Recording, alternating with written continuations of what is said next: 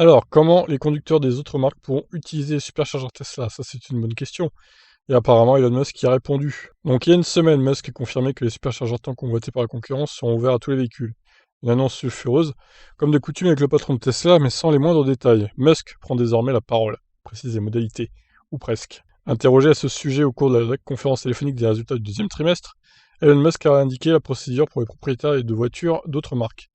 Alors, on devra télécharger l'application Tesla sur le smartphone, indiquer à quel superchargeur il se trouve, brancher la voiture et lancer la charge depuis l'application, qui disposera des infos bancaires préalablement renseignées par le conducteur.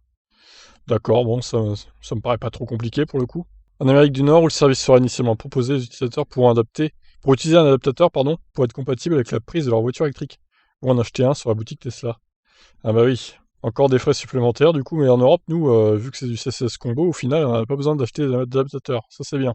La grosse interrogation restera le prix et la surcharge du réseau. En ouvrant le réseau superchargeur aux autres voitures électriques, les propriétaires de Tesla redoutent une surcharge du réseau, notamment sur des stations déjà fortement fréquentées, notamment aux USA.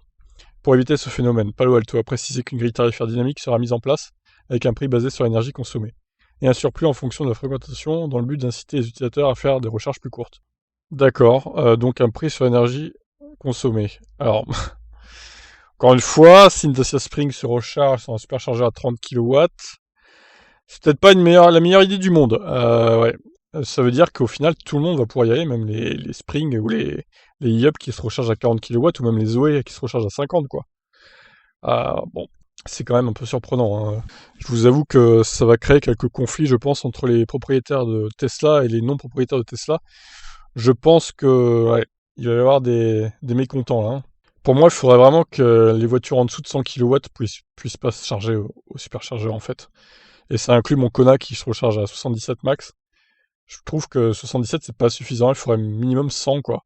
Sinon, le turnover va être trop lent et il va y avoir des voitures, des surcharges partout, mais c'est certain quoi. C'est obligé, pas à tous les superchargeurs, je dis pas ça non plus, mais aux endroits stratégiques, c'est sûr qu'il y aura des superchargeurs complètement bondés. Déjà que ça se voit un peu en été en ce moment là, selon où vous vous trouvez, à quelle heure, à quel jour. Donc imaginez si d'autres voitures électriques viennent en plus, ça va être infâme, infâme, infâme, infâme. Bon bah je vous laisse réagir. Bye bye.